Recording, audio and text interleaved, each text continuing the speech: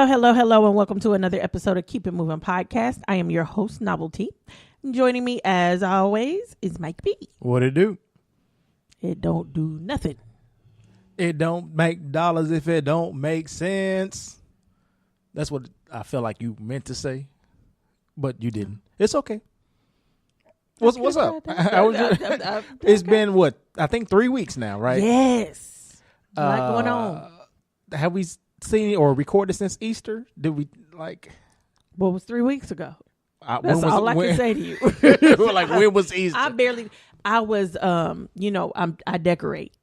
You know that, yes, right? And so I wouldn't call it decorating. I would call it more collecting, like junk. Anywho, I decorate. And so, I've been making glasses. Yes, for junk. each holiday. But I won't call it junk. A lot more things for your house to move. Right. Glasses and mugs. Move. Anywho, glasses and mugs. To move. And so I had my my wine glasses sitting out for Cinco de Mayo. Tomorrow. And ready with my paint and everything. And I got a little list of a few sayings and stuff that I want to put on my wine glasses. And I'm like, okay, I need to order my t-shirt for Cinco de Mayo because I like to wear a funny t-shirt on the When holiday. was this? Last week. Oh, okay. Well, that's enough time to get a t-shirt ordered. Well, and that's what I'm thinking. I got plenty of if time. you're ordering from like Amazon. Right. Where else would I go order from? But I'm like, okay, I got plenty of time. I'm good. And Friday, I said, oh, I need to paint these glasses. And then thought about it. And I was like, you know what? Cinco de Mayo is in 2 days. And then it was like, oh, crap. I forgot to order my t-shirt. Oh, well. So I'll pack those glasses up. They won't be painted, nothing. They'll just be packed up. And then next Cinco de Mayo, when I pull them out, I'll be like, oh, that's right. If you didn't paint them, then you could use them for a different holiday, right? Right? I could, but then I had to go buy new glasses anyway. No, well, you got another year to buy new glasses. They $1 a piece, if even. I'm just thinking about the fact that you are looking for a new house. Oh, and collecting let me more worry stuff. about my packing. Are you hiring some people to move? Yes. You think I'm moving myself? Oh, God. I'm thinking that you're going to invite me to help you move. And that's why I'm complaining. I might invite you to help me pack. I mean, to help me unpack. But no, I wouldn't do that. I plan on hiring somebody, but I might not be moving. Like when we moved this couch, like the newer couch that I have here, and moved my old couch out, like 3 or 4 weeks ago. It was right before we went on the cruise. I was like, when I move, I'm definitely hiring some people. Yeah, because I don't have time. Plus, I'm on the 3rd floor. People don't even like just walking up to my. You're right about that. Up the steps to my apartment. Period. So the fact that you're like walking up and down carrying furniture. Couch. Ain't nobody got time for that. No, I plan on hiring somebody, but I might not be moving, so it don't matter. So things might work out for you. No, I'm just not finding what I want. Okay. That's all. But I thought the bigger issue was the fact that they were like increasing your rent and you didn't feel like the place was worth it. It is still the bigger issue, and it is still the problem. But the reality is rent is high everywhere. True. So even with that, what can I do? I'm gonna have to pay somebody rent. You're right. So at least I like my neighborhood. I still, it's things that need to be done. But since they got a rent increase, I'm gonna make them do some stuff. But so I might not be going anywhere. And that's only because I can't find what I'm looking for. If I could find what I was looking for, I'm gone. And I'm looking every day. Right. Don't stop, because I feel like it's better to invest in something that's yours. Right. Versus someone else's. So, but it sucks. We also went last week to see The Avengers, right? Oh, yes. Endgame. Which was really good. Mm-hmm. It was really, really good. Y'all got 2 more days. I thought, I mean, I'm not going to spoil it, but I felt like there were a lot of scenes that, in my opinion, could have been, because it was over 3 hours. We went to the 9:30 showing. 9:30 yes. Saturday night, 9:30 p.m. showing. And so I was tired. My best friend, before we got there, actually, while we were sitting in a parking lot, she looked up the time of, when the best times were to go to the restroom and things like that. And so, like, the first hour, you were okay to go. And after that, sit down, don't move. That's when things kind of hit the fan and the action started. Right. But, like, a lot of the backstory, I felt like... That was in the first hour. even after seeing the complete show, I still feel like I didn't. Maybe I need to watch it again, and then a lot of that stuff will make more sense to me. Maybe I will realize the relevance of it. Well, and because not only that, over 3 hours, some of the backstory I don't think was necessary, whereas other pieces were missing. It's like, well, how did this happen? What just happened? Mm-hmm. I mean, I looked down and looked up, literally just looked down in my lap and looked up. And I was like, what just happened? What's going on? I'm confused.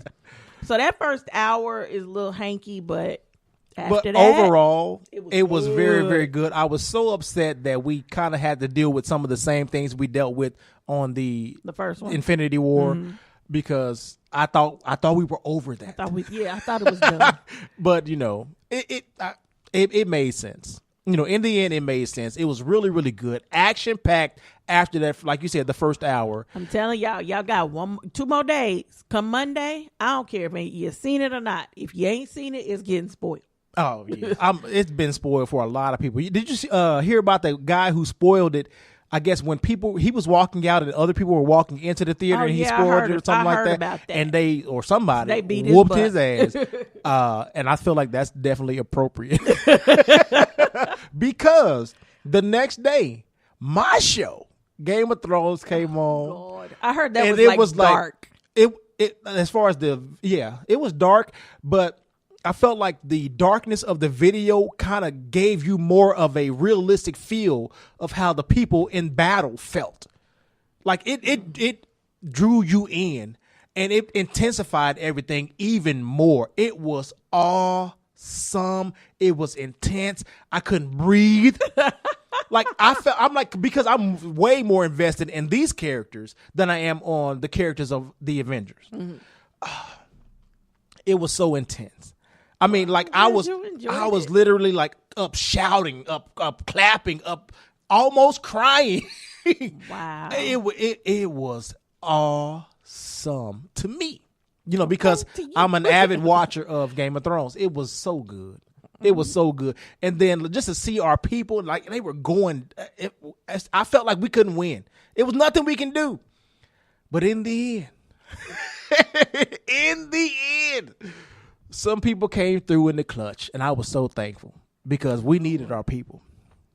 But that's for a little tidbit for those of you who watch Game of Thrones. Yeah, I unfortunately I have no clue as to what you're talking about. It don't even matter. Those who know, they know. Well, I'm sure they appreciate what we got last episode. It was so good.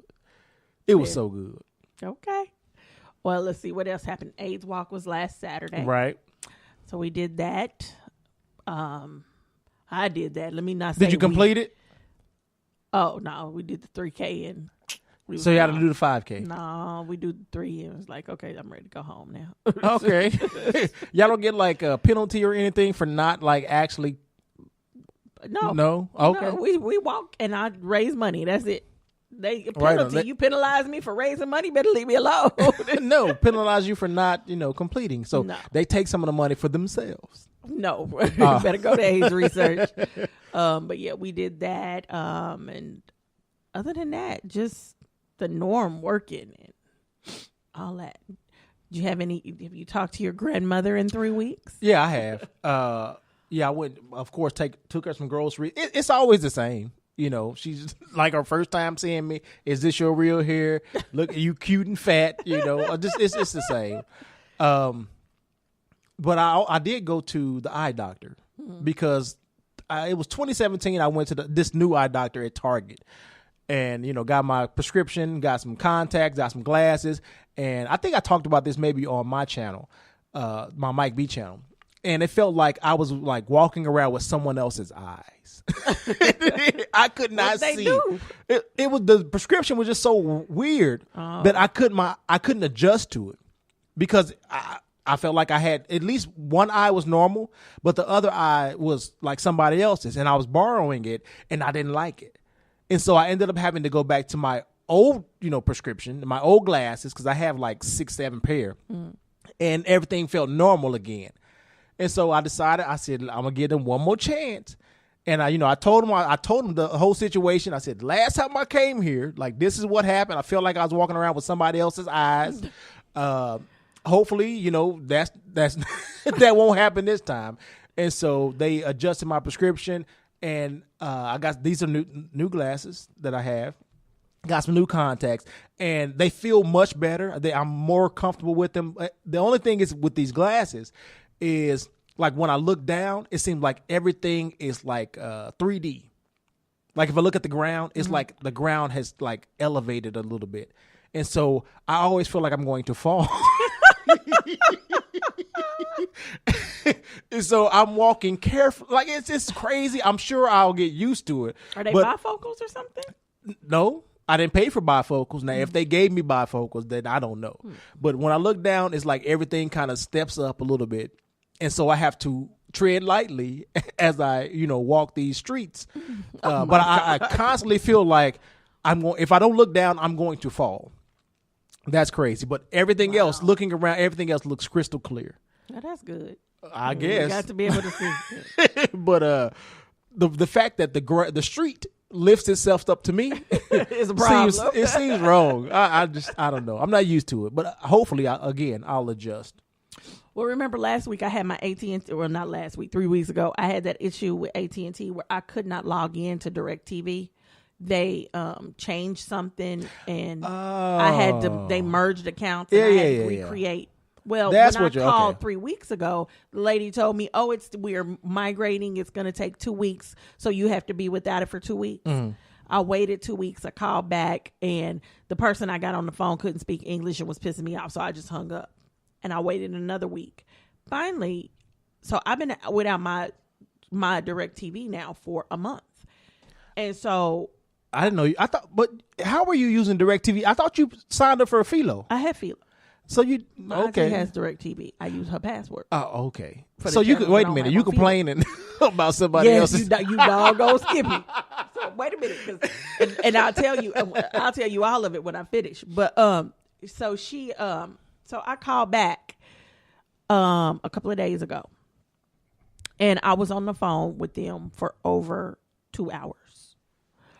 First person I got to, I told him exactly what the problem was. I was like, there's notes in the account. All you got to do is look at it. I'm still having the issue. It's been 3 weeks. She told me to. What's going on? And they were boo-boo-the-fool. They didn't know what was going on. Sent me to somebody Probably else. Because old girl, the first person you talked to, didn't add anything to the notes on the account. So then they sent me to, she said she was sending me to the special department within DirecTV that is handling the migration. Instead, she just sends me over to customer service for DirecTV. Okay. And so I talked to another lady, and she starts asking me to put PIN numbers on accounts and create special passwords. Ain't got nothing to do with nothing. Wait a minute. I don't have time for that right now. I called for this. She says, well, you're in the wrong department and I need to transfer you, and you can't transfer until you do this. I said, lady, you and I getting ready to have a real problem because I've been without my DirecTV for a month. And you telling me I can't transfer until I answer some hidden questions and some crap like that. I need to think about that. You're not going to force me to answer that right now. So finally she transfers me. She transfers me to somebody speaking Spanish. And so I said, look, I speak English. And the man said, okay, I'll transfer you to the English speaking department. It's just another tech support line for DirecTV. So they still send me to the wrong place. By the time this man gets on the phone, I'm mad now. And so I'm going off. And the guy's like, okay, let me see what I can do. He has no clue as to what's going on. He done looked in his little books and looked through every little idea he can come up with. He's frontline. He has no clue. He's like, I need to transfer you to a different department. And I'm like, okay, really? Again? And he's like, I'm so sorry, but they didn't transfer you to the right department. And we have no idea because it doesn't even show that you have a DirecTV account. I said, well, I got a DirecTV bill right here in my hand. And so he said, I'm sure you do. Let me get you to the new other department. I said, well, can I have the phone number? He said, well, unfortunately, I can't give you to the phone number because it's an internal phone number. And my phone won't transfer you. So I have to get my supervisor on the line just to transfer you. That's ridiculous. So now I'm angry and I'm wanting to cuss. Right. But I'm saying to myself, God is trying to teach me patience. Oh, look at God. Right So on. I'm like, let me not cuss this I feel man like, but out. in this situation, I'm just like, let me not cuss this man out. cussing is God necessary. really wants me to learn some patience. Oh no, not right to now. cuss him out. I'm saying once that supervisor got on the line, I feel like it was all I was angry. free. So the supervisor finally did get on the line, Uh-huh. and he says, you don't have accounts. He's like, I don't know what's going on. He's like, I'm like, what do you mean I don't have accounts? He said, no, we see your account. We see your email address. We see that you've already set up accounts, but you don't have accounts. He's like, I don't know what's going on. So he said, just give me a minute. I'm going to reset everything. Well, this, of course, is my aunt's DirecTV, not mine. So he says, I'm getting ready to send you an email. And I'm like, oh, crap. I can't access her email. So I'm like, well, I'm not at a computer. I can access my email. I can access DirecTV, but I can't access my email. And he says, oh, okay, I'll do it over the phone. So he does it over the phone with me. All he had to do was reset my password. And after all of that, after a month and all of that 2-hour phone conversation, all he had to do was reset my password. He reset my password and I got in. I am so livid. And I told him, I said, it better be a credit on that account. So I went over to see my aunt this morning because she started having problems after we did all that. Mm-hmm. She started having problems. So I had to go reset all her stuff up. Right. And I got her reset up and I told her, I said, you should have a credit on your next bill. She said, for what? I said, because I can't access DirecTV. And she's like, really? I said, yep. I went off and I told them they better put a credit on the account. So if you don't get a credit, you let me know. Right For my aggravation. And she's like, really? Well, you went through most of the trouble as far as. And not only that, I mean, think about it. If she had used it, just because she doesn't use it doesn't mean. What does she use besides? Like, why does she have it and she doesn't use it? She uses DirecTV, but she got the box. Okay. So I just use her box and log into the apps. Gotcha. So I can watch stuff. Okay. So like I don't have access to CNN through Philo. Yeah, Turner which Classic that was Movies through Philo. So are you sure CNN through Philo? It's not. It's not on mine at least. Because that sounds unbelievable. So yeah, and y'all wonder, I don't just cuss out customer service for no reason. They give me a reason. This particular situation, I feel usually you're calling asking how like I can make my DirecTV CD fly. Like it's always something unusual. I do that to you. But then when I can't figure it out because it doesn't make sense, you call the people and try. I don't fuss at them for something that doesn't. They really don't provide. But every time I've had a problem with AT&T, it's been an issue, a real issue. Well, that's AT&T. Well, I ain't talking about just specifically AT&T. Well, I'm talking about AT&T. you, period. Anywho, so you got to pay for me today. Oh, you got to pay for me today. I'm sorry. You try to stop me from looking up, doing my research. Yes, I do. This week for Black Achievements and Excellence, we are awarding to Antoinette Love. And I'm sure you may have come across her on your social media platforms. I think BET talked about it. I think Ebony talked about her. But she's a senior at the International High School of New Orleans. And she has been accepted to 115 colleges and offered a total of $3,775,230 in scholarships. You go, girl. And I remember when I was going through, I'm in high school trying to figure out, apply to different colleges. I even applied to Morehouse, and they was like, okay. But I tried, and I applied. Yeah, they did. And it was one school that was locally. It was in like Missouri somewhere, and it was William Jewell College, and it was a college that was known for like their arts department and music. And considering that I was, into music, I went and auditioned. Went out there, sung a song, and all of this stuff, and they offered me a scholarship, but it was like $2,000 a semester.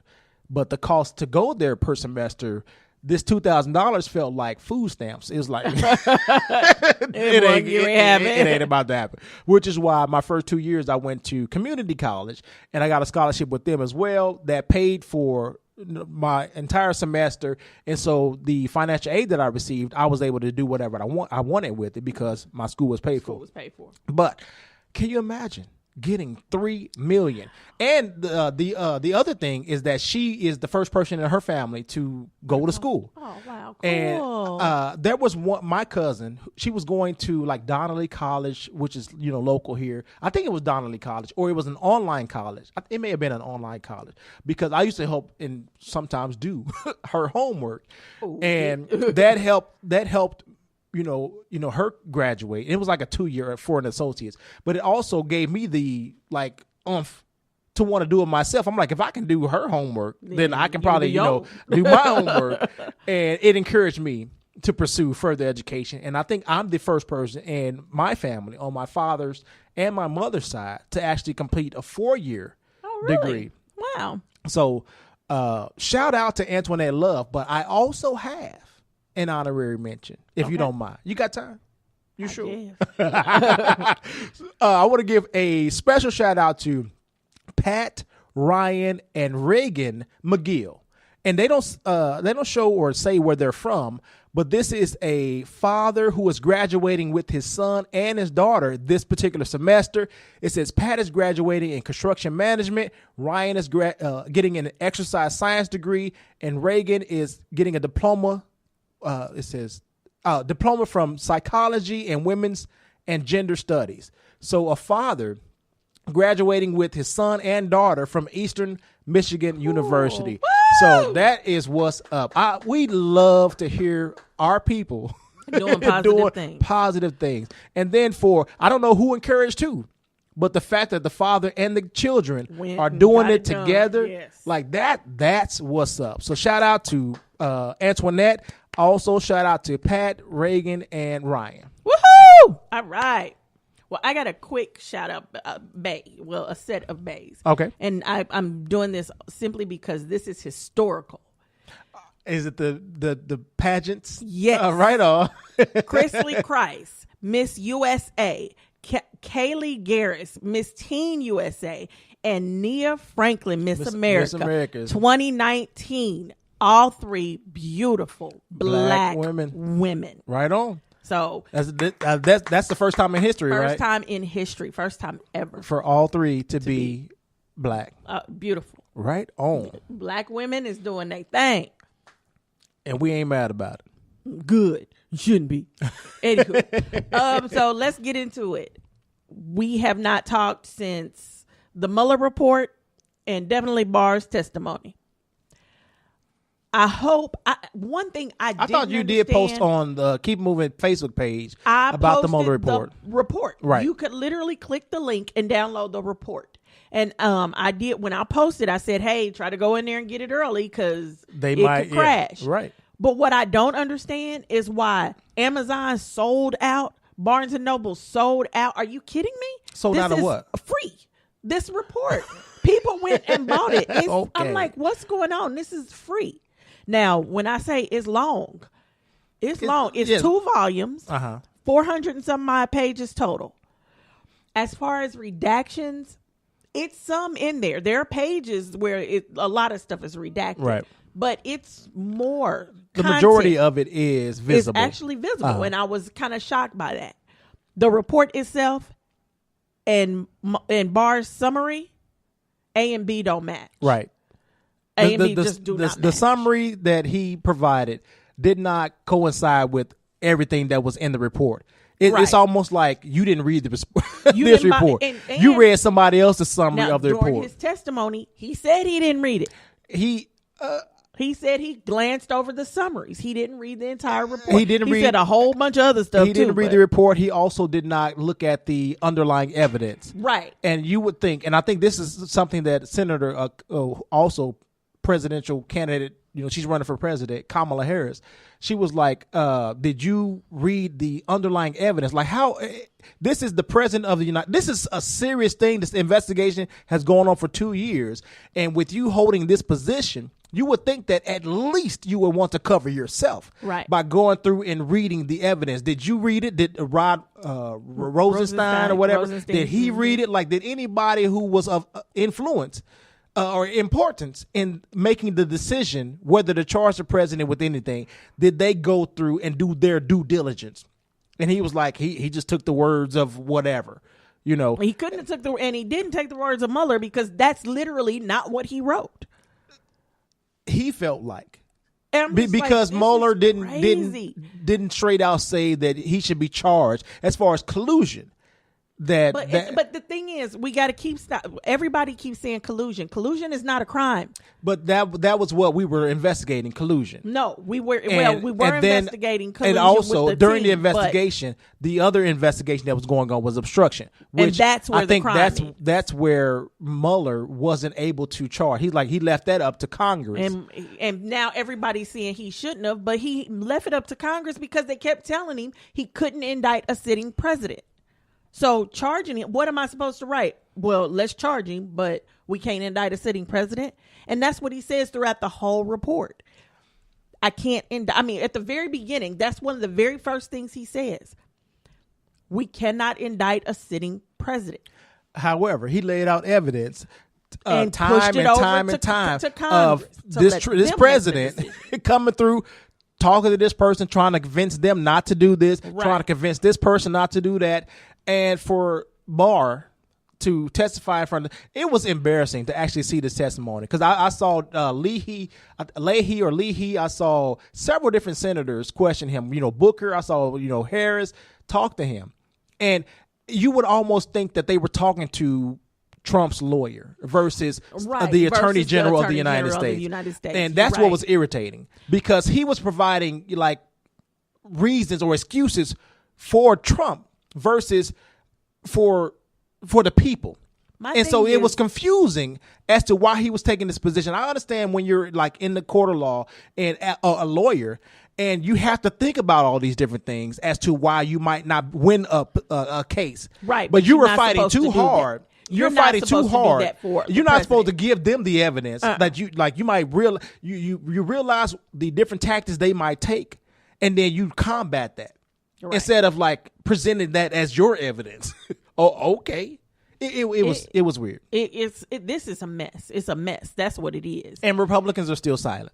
Well, here's Republicans my thing. are still silent. I agree with that. But my thing, part of it is I can understand to some degree some of the things, and it took, I don't know if this guy I think he was a Democrat, but it took him to lay it out to where I could understand. Because this whole time I'm like, why are they not saying anything? Why is he able to get away with this?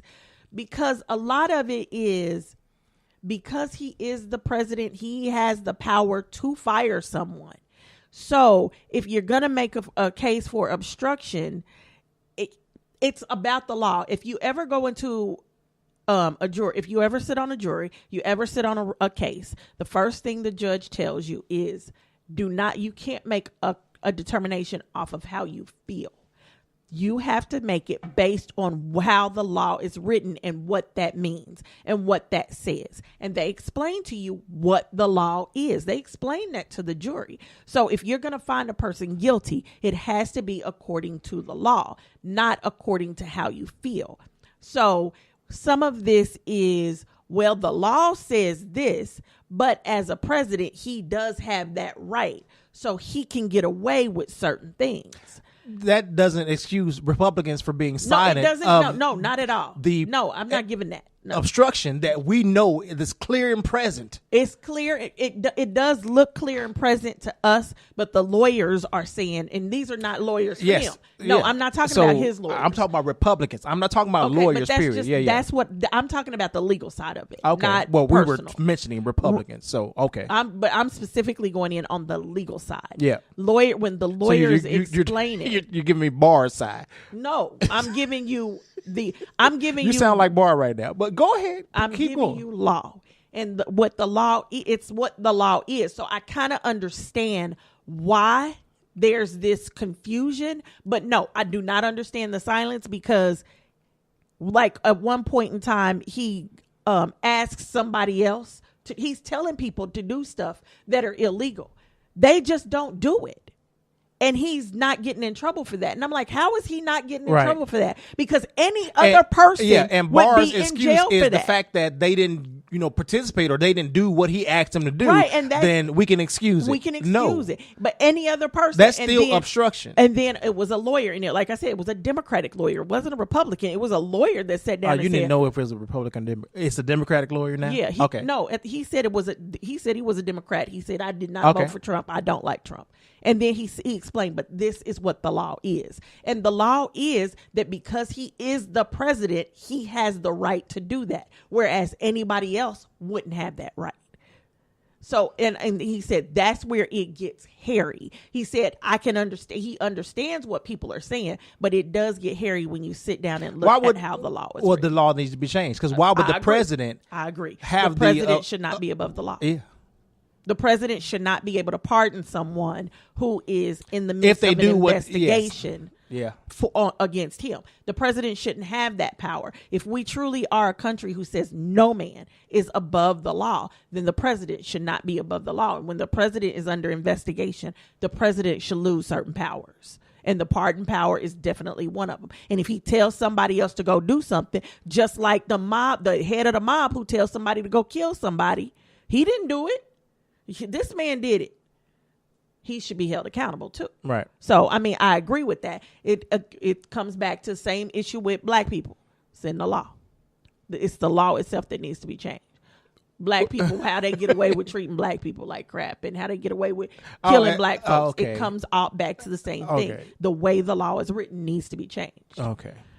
So, but I'm just, it's crazy, it's cuckoo, and all of them gonna burn in hell. That's just how I feel. I really do. I feel like at this point, I'm ready. I want to see justice here on earth. I'll say that. I do not think we are going to see him impeached prior to the next election.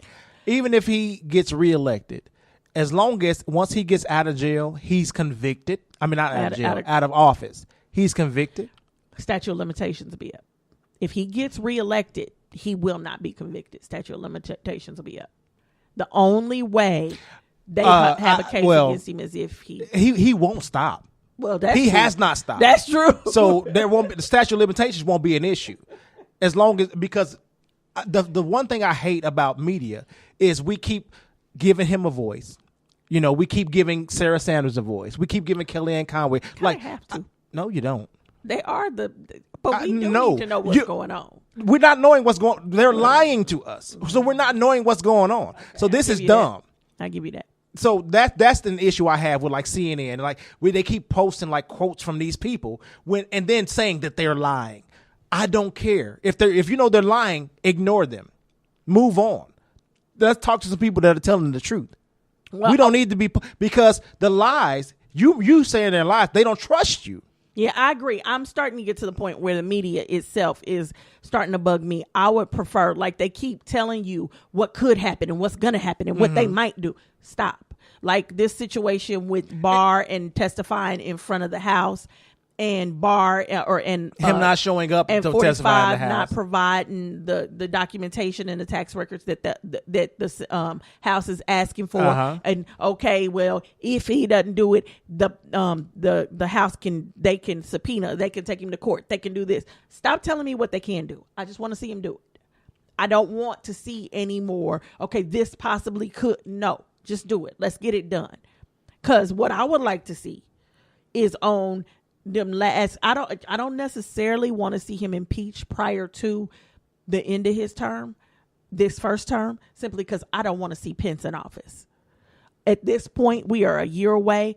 I say ride it out and then get him out of office, but I do not want him to leave office not impeached. I want him to be impeached on his last day and taken in handcuffs. That would make me so happy. Yeah, I still don't have the fear of Pence that everybody else has. Pence doesn't have the audience that Trump has. Right, but Pence is silent but deadly. He may be, but this person is vocal and deadly, and that's a problem. And I don't understand how people are like putting him above Pence. If you're gonna call me a name, I'd rather you call it to my face versus doing it behind my back.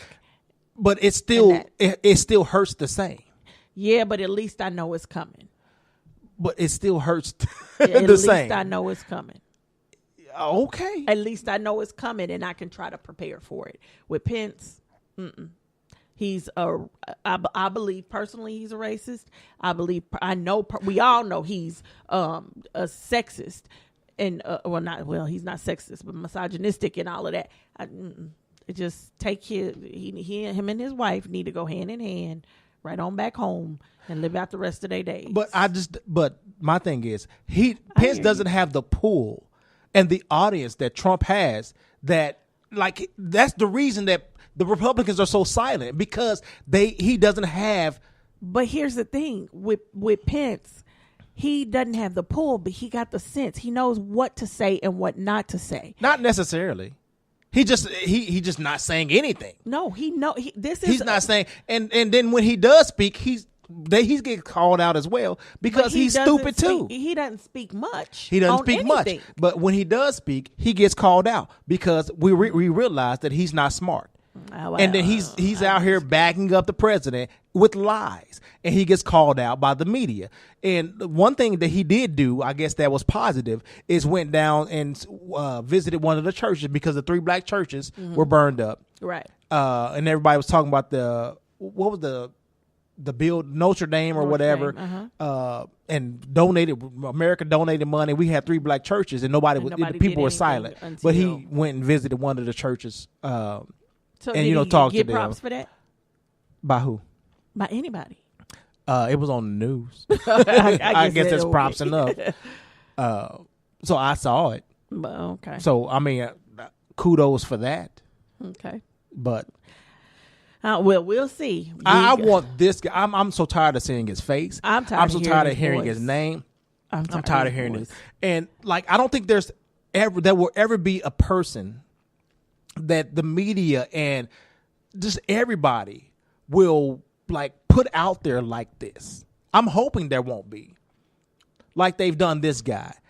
And that's why he's, he is able to attain. He has too much reach. I think he gets way too much coverage. And it's so irritating. I hate it. Yeah, I agree with that. I think they need to let some Pence things doesn't have go. that.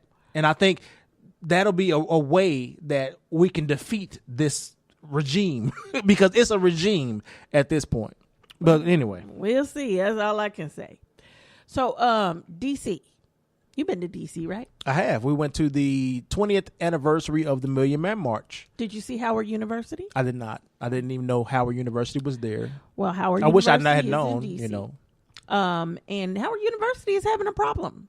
They're regentrifying neighborhoods all over. Ah, yeah, I heard about this. And Howard University, the new neighbors are using it as a freaking dog park. Yeah, disrespectful. Very disrespectful. Hell.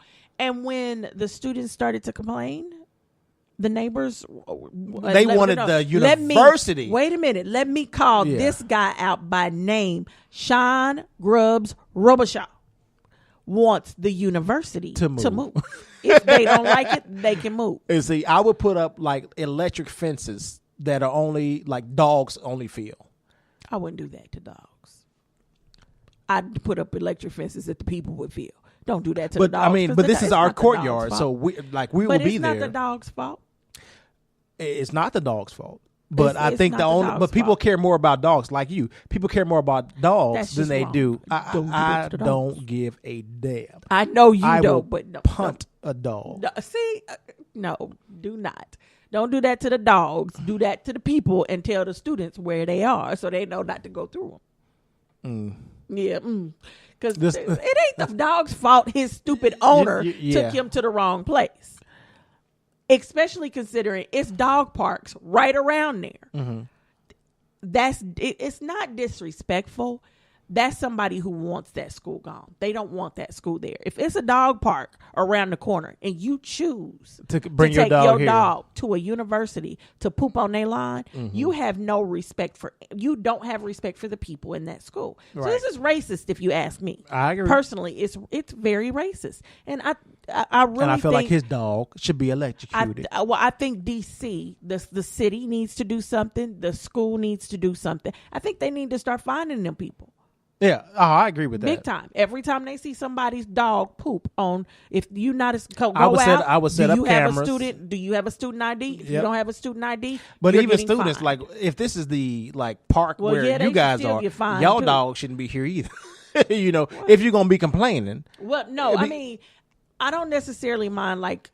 On campus, that's where the students are. That's where they hang out. Right. So if they have dogs, I mean, I would be fine if you got a student who has a dog and the dog is on campus. Just pick up your pooper scooper on your way. Just make sure you scoop that stuff up. I don't have a problem with that, but I do have a problem, and I see a real big issue with somebody who is not a student, that doesn't go to that school, that doesn't pay to keep that school up and all of that. Right. Bringing their dog just to poop on the lawn and leaving that crap and then walking away. No, fine them. If they don't have a student ID, they get fined. Oh, I'm real close to being right there with you.